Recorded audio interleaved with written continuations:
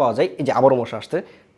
Anyway এখনও আমাদের দেশে অসংখ্য মানুষ আছে যারা হচ্ছে বাটন ফোন মানে ফিচার ফোন যেটা রয়েছে সেটা ইউজ করে, এবং সেই ফোন থেকে যারা নতুন অবস্থায় একটা স্মার্টফোনে আসতে চায় তাদের কিন্তু সেই বাজেটটা থাকে না যে 50-60 হাজার টাকা দিয়ে একটা মিড রেঞ্জের ফোন অথবা একটা ফ্ল্যাগশিপ ফোন কিনবে। তাদের স্টার্টিংটা শুরু হয় হচ্ছে 10 থেকে 15 হাজার টাকা দামের একটা স্মার্টফোন দিয়ে, এবং এই বাজেটের স্মার্টফোনগুলো খুব বেশি একটা ভালো হয়ে থাকে না।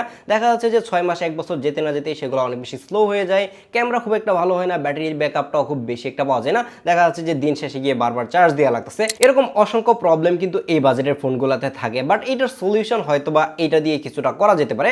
এটা হচ্ছে Honor X5C, আর এইটার 464 প্রাইস রাখা হয়েছে মাত্র 12,999 টাকা। হ্যাঁ, এখন স্মার্টফোনের দাম অনেকটাই বেড়ে গিয়েছে। যেই ফোনগুলো 6 মাস আগেও হচ্ছে যে 10,000 টাকা দিয়ে পাওয়া যেত, সেই ফোনগুলোর প্রাইস গিয়ে এখন 13,000 কিংবা 15,000 টাকা হয়ে গেছে। তো সেই সময়ে এসে অনরের এই ফোনটার মধ্যে প্রসেসর হিসেবে তারা ইউজ করেছে MediaTek Helio G81 যে চিপটা রয়েছে সেটা, এবং সেটা কিন্তু মোটামুটি ভালোই পাওয়ারফুল। দেখা যাচ্ছে যে লং টাইম ইউজ করতে গেলে সেটা ভালো একটা সাপোর্ট দিবে। তার পাশাপাশি এটার মধ্যে 6.74 ইঞ্চির একটা LCD প্যানেল ইউজ করা হয়েছে, যদিও কিনা এটা একটা IPS প্যানেল। এই বাজারের ডিসপ্লেগুলো IPS ডিসপ্লে হবে সেটা একদমই নরমাল, বাট এটার মধ্যে 90 হার্জের হাই রিফ্রেশ রেট রয়েছে। তাছাড়াও এই ফোনটা আরো স্পেশাল কিছু আমাদেরকে অফার করতেছে, যেগুলো নিয়ে আমরা একটু পরেই কথা বলবো। তার আগে এটার ডিজাইন নিয়ে একটু কথা বলা যাক। এইটার ডিজাইনটা কার সাথে যেন মিলে যাচ্ছে। হ্যাঁ, বুঝতেই পারতেছেন যে লাখ টাকার কোনো একটা ফোনের সাথে মিলে যাচ্ছে, বাট এইটার ডিজাইন আমার কাছে পার্সোনালি ভালোই লেগেছে। এই ধরনের এন্ট্রি লেভেলের ফোনগুলো যারা ইউজ করে তাদের কাছে আই থিঙ্ক এই ডিজাইনটা অনেক বেশি ভালো লাগবে, কারণ এটা একটা লাক্সারিয়াস ফিল দেয়। যাই হোক, এটার বটম সাইডে যদি আসেন তাহলে আপনি এই জায়গায় যেই জিনিসটা ফোন থেকে একদমই উদাও হয়ে গেছে সেই জিনিসটা দেখতে পাবেন। হ্যাঁ, এই জায়গায় একটা 3.5mm অডিও জ্যাক রয়েছে। এন্ট্রি লেভেল বাজেটে যারা স্মার্টফোন কিনে থাকে তারা দেখা যায় যে ম্যাক্সিমাম টাইমে ওয়্যার্ড যে ইয়ারফোনগুলো রয়েছে সেগুলো ইউজ করতে ইউজ টু, এবং এগুলো একটু কম দামে পাওয়া যায়, বেটার সাউন্ড কোয়ালিটি এবং বেটার মাইক্রোফোন কিন্তু পাওয়া যায়,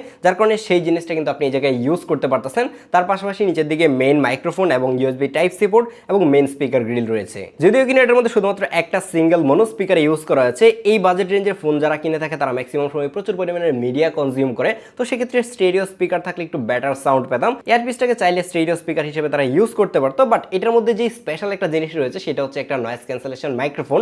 আর এরকম ফোনগুলোতে প্রচুর পরিমাণের কথাবার্তা বলে থাকে, যার কারণে আউটডোরে যখন আপনি কথা বলবেন তখন আপনার অপর পাশে কথাগুলো ক্লিয়ারলি কিন্তু বোঝা যাবে, এবং এটা দিয়ে আমি প্রচুর পরিমাণে নয়েজি এনভায়রনমেন্টে গিয়েও কথা বলে দেখেছি, অপর পাশে ঠিকঠাকভাবে কথা কিন্তু শুনতে পাচ্ছিল। দেন যদি আপনি রাইট সাইডে আসেন তাহলে পাওয়ার বাটন এবং ভলিউম রকার পাবেন। আর হচ্ছে এই পাওয়ার বাটনের মধ্যেই হচ্ছে যে ফিঙ্গারপ্রিন্ট স্ক্যানারটি রয়েছে, এবং এটা যথেষ্ট পরিমাণের ফাস্ট ছিল, যদিও কিনা একটু অ্যানিমেশন ডিলে রয়েছে, বাট কোনো অবস্থাতেই মিস করতে দেখিনি। বাই দ্য ওয়ে, আপনি যদি এই ভিডিওটা দেখার পর চিন্তা করেন যে Honor X5C এই ফোনটা আপনি কিনবেন, তাহলে আপনার জন্য স্পেশাল কিছু অফার কিন্তু Honor থেকে রয়েছে। যেমন আপনি বাংলাদেশ থেকে জর্ডান চলে যাওয়ার মতো একটা সুযোগ পাচ্ছেন। তাছাড়াও Dhaka to Cox's Bazar air ticket, smart TV, home theatre, air fry সহ আরও অসংখ্য গিফট কিন্তু রয়েছে, যার কারণে যদি এই ফোনটা ভিডিও দেখার শেষে চিন্তা করেন কিনবেন, তাহলে ঈদের আগে কিনে ফেলবেন। নাও কথা বলা যাক এটার ডিসপ্লে নিয়ে। এই জায়গায় 6.74 ইঞ্চির একটা TFT LCD প্যানেল ইউজ করা হয়েছে, এবং এটা হায়ার রিফ্রেশ রেট সাপোর্ট করে। এটার মধ্যে 90 হার্জের রিফ্রেশ রেট রয়েছে। এই বাজারের অনেক ফোনে আমরা 120 হার্জের হায়ার রিফ্রেশ রেট দেখে থাকলেও এটার মধ্যে কিন্তু 90 হার্জ রিফ্রেশ রেট ইউজ করা হয়েছে। বাট এটা নিয়ে আমি কমপ্লেন করতে চাই না, কিন্তু যেটা নিয়ে কমপ্লেন করবো সেটা হচ্ছে যে ভাই এই 26 সালে এসেও দেখেন যে উপরের দিকে একটা ওয়াটারড্রপ নচ দিয়ে বসে আছে। এই বাজারের প্রত্যেকটা ফোনের মধ্যেই কিন্তু এখন পাঞ্চ হোল চলে আসছে, তো সেই জায়গায় এটার মধ্যে ওয়াটারড্রপ নচ দেখে অনেকটাই কিন্তু ব্যাকডেটেড লাগে। আর হচ্ছে যে নিচের দিকে যে চিনটা রয়েছে সেটাও মোটামুটি ভালোই মোটা ছিল। চিন বেজেলটাকে যদি আর একটু ন্যারো করে এটার মধ্যে একটা পাঞ্চ হোল ক্যামেরা ইউজ করতো তাহলে কিন্তু সামনে থেকে দেখে অনেক বেশি প্রিমিয়াম লাগতো। যদিও কিনা এটা একটা LCD TFT panel, but side থেকে দেখে কোনো অবস্থাতেই নেগেটিভিটির যে প্রবলেমটা সেটা ফেস করে নাই। আউটডোরে ইউজ করতে গেলেও এনাফ পরিমাণের ব্রাইট ছিল, বাট যখন আপনি ডিরেক্ট সানলাইটে এটাকে ইউজ করবেন তখন কিছুটা ব্রাইটনেসের ঘাটতি আপনি দেখতে পাবেন। আর যেহেতু এটা একটা HD রেজুলেশনের মানে হচ্ছে 720p ডিসপ্লে, যার কারণে বড় সড়ো হওয়ার ফলে একটু কাছ থেকে দেখলে মনে হয় যে পিক্সেলেটেড লাগে, কিংবা পিক্সেলগুলো দেখা যায় এরকম মনে হয়, শার্পনেসের কিছুটা ঘাটতি মনে হয়।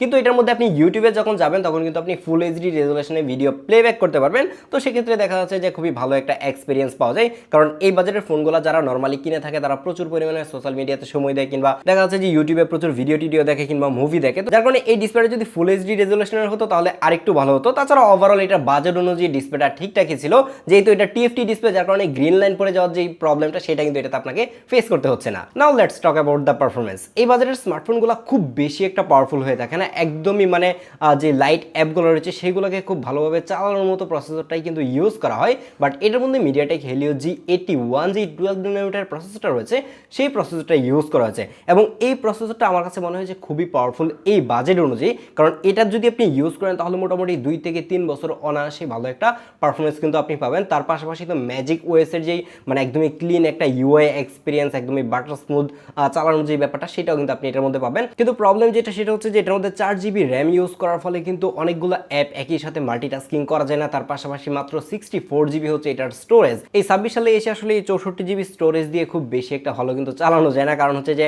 দেখা যাবে 2 মাস কিংবা 6 মাস চালালে এই ফোন কিন্তু ফুল হয়ে যাবে। কিন্তু স্টোরেজ ফুল হয়ে গেলেও এত প্যারার কিছু নাই, কারণ হচ্ছে এটার মধ্যে আপনি চাইলেই কিন্তু এক্সটার্নাল এসডি কার্ড ইউজ করতে পারবেন। বাট আমি আপনাদেরকে একটা সাজেশন দিতে পারি, সেটা হচ্ছে এই ধরনের বাজেট রেঞ্জের যেই ফোনই আপনি ইউজ করেন না কেন, আপনি সবসময়ই ট্রাই করবেন যে আপনার যে ইন্টারনাল স্টোরেজটা আছে মানে ফোনের যে স্টোরেজ সেটাকে একদমই খালি রাখার।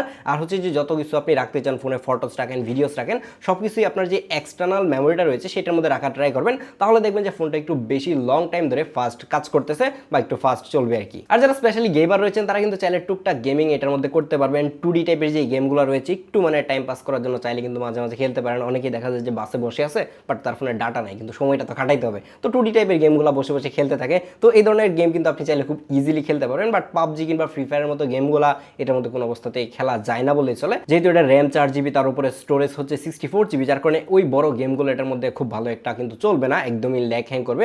তো ওই গেমগুলো থেকে এই ফোন কিনলে একটু দূরেই থাকতে হবে আপনাকে। কিন্তু এই ফোনটাকে অনেকদিন ফাস্ট রাখার আরেকটা নিনজা টেকনিক হচ্ছে যে অ্যাপগুলো আপনি ইউজ করবেন সেগুলো লাইট ভার্সন ইউজ করার জন্য, যেমন ফেসবুক, ইনস্টাগ্রাম, মেসেঞ্জার এই ধরনের অ্যাপগুলো দেখবেন যে প্লে স্টোরে কিন্তু লাইট ভার্সন পাওয়া যায়। এই যে আবারও মশা আসছে। এনিওয়ে এই ধরনের অ্যাপগুলো যদি আপনি প্লে স্টোর থেকে লাইট ভার্সনগুলো নামিয়ে ইউজ করেন তাহলে কিন্তু আপনি লং টাইম ভালো একটা স্মুথ এক্সপিরিয়েন্স পাবেন। এই ফোনের ব্যাক সাইডে তাকালে মনে হয় যে এটার মধ্যে 3টা ক্যামেরা ইউজ করা হয়েছে, কিন্তু আসলে সত্যি বলতে ক্যামেরা মাত্র একটা 50 মেগাপিক্সেলের, এবং এইটার ছবিগুলো যদি দেখেন তাহলে দেখবেন যে মোটামুটি ভালোই শার্প এবং ডিটেল পিকচার দিতে পারতেছে। অবশ্যই আপনাকে বাজেটের দিকেও তাকাতে হবে। দেন দেখবেন যে ডাইনামিক রেঞ্জটা মোটামুটি ভালো, কারণ হচ্ছে যে এটার যে মানে হাইলাইট এরিয়াগুলো রয়েছে সেগুলো মাঝে মাঝে একটু বেশি ওভার এক্সপোজড করে দেয়, আর যে শ্যাডোগুলো রয়েছে সেগুলো একটু ব্রাইট করতে গিয়ে, এবং শ্যাডোগুলো ব্রাইট করলে দেখা যাচ্ছে যে সেই শ্যাডো এরিয়ার ডিটেল ঠিকঠাক থাকে না, বাট কালারটা একটু বুস্টেড ছিল। আর এই বাজারের ফোন থেকে একটু বুস্টেড কালারটাই বেশিরভাগ মানুষ পছন্দ করবে।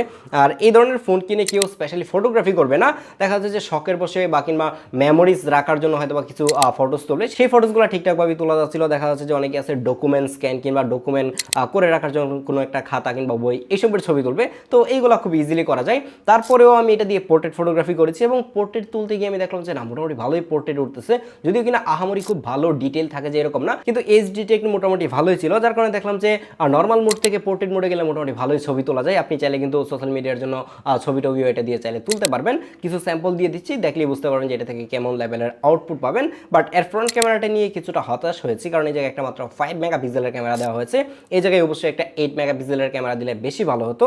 যদিও কিনা এই ফোন দিয়ে যে সবাই সেলফি টেলফি তুলতে থাকবে অনেক বেশি এরকম না, জাস্ট হয়তো বা মেমোরিজ রাখার জন্য সেমভাবে মেইন ক্যামেরার মতো ইউজ করবে, কিন্তু ম্যাক্সিমাম টাইম এটার ফ্রন্ট ক্যামেরা যেই কাজে ইউজ হবে সেটা হচ্ছে ভিডিও কলিং। ভিডিও কলের মতো কাজগুলো খুব ভালোভাবেই করতে পারে, যেহেতু এটা একটা 5 মেগাপিক্সেলের ক্যামেরা, যার কারণে ব্যাটারি ব্যাকআপটাও কিন্তু এই জায়গায় বাঁচাবে, আপনি লং টাইম ভিডিও কলে কথাবার্তা বলতে পারবেন। এটা দিয়ে হোয়াটসঅ্যাপ এবং মেসেঞ্জারে অনেক বেশি কথা বলেছি, নিজেকে অনেক বেশি ব্রাইট লাগে, কিন্তু নিজেকে ব্রাইট করতে গিয়ে ব্যাকগ্রাউন্ডটাকে একটু ওভার এক্সপোজড করে দেয়, এই জিনিসটা আপনাকে একটু মেনেই নিতে হবে। ফোনটা যেহেতু দেখতে বড় সড়ো দেখেই বোঝা যাচ্ছে যে এটার মধ্যে একটা বিশাল ব্যাটারি ইউজ করা আছে 5260 mAh এর, যদিও কিনা এই সময়ে এসে 5260 mAh শুনলে একটু কম মনে হয়, কিন্তু এই ধরনের যে লো পাওয়ার চিপগুলো রয়েছে সেইগুলোর জন্য কিন্তু 5000 কিংবা 6000 mAh যে ব্যাটারিগুলো রয়েছে সেটাই কিন্তু অনেক বেশি। এই প্রসেসরগুলো দেখা যাচ্ছে যে খুব বেশি একটা কিন্তু ব্যাটারি ড্রেন করতে পারে না, একদমই লো পাওয়ারে চলে, যার কারণে কিন্তু লম্বা সময় ধরে ব্যাটারি ব্যাকআপ পাওয়া যায়। এই ফোনটা থেকে আপনারা অনায়াসেই কিন্তু 1.5 দিনের মতো ব্যাটারি ব্যাকআপ পেয়ে যাবেন। আর তার থেকে ভালো ব্যাপার হচ্ছে যে বক্সের মধ্যেই কিন্তু একটা 15 ওয়াটের ফাস্ট চার্জার রয়েছে, যেটা দিয়ে খুব ইজিলি এই ফোনটাকে চার্জ করতে পারবেন। এখনকার সময় তো অনেক ফোনের বক্সের মধ্যে চার্জারই থাকে না, কেবল সরাই দিচ্ছে দিন দিন, তো সেই জায়গায় তারা হচ্ছে যে একটা 15 ওয়াটের চার্জার দিয়ে দিচ্ছে, আপনাকে টাকা খরচ করে আর এক্সট্রা চার্জার কিনতে হবে না। কিন্তু এখন কথা হচ্ছে যে 13,000 টাকা দিয়ে আসলে এটা কিনবেন কিনা। আমার কাছে এটার প্রসেসর এবং ক্যামেরা, ডিসপ্লে সবকিছু ওভারঅল মনে হচ্ছে যে একটা অফিসিয়াল ফোন হিসেবে আপনি চাইলে এটাকে একবার ট্রাই করতে পারেন, যদি কিনা আপনি এমন একজন ইউজার হন যে বাটন ফোন থেকে এই সবেমাত্র হচ্ছে এই ধরনের স্মার্টফোনে আসবেন, কিংবা আপনি আপনার ফ্যামিলির কোনো সিনিয়র সিটিজেনকে একটা ফোন গিফট করতে চান, এই ধরনের ফোনগুলো কিন্তু তাদের জন্য একদমই পারফেক্ট। দেখা হচ্ছে পরবর্তী ভিডিওতে। আল্লাহ হাফেজ।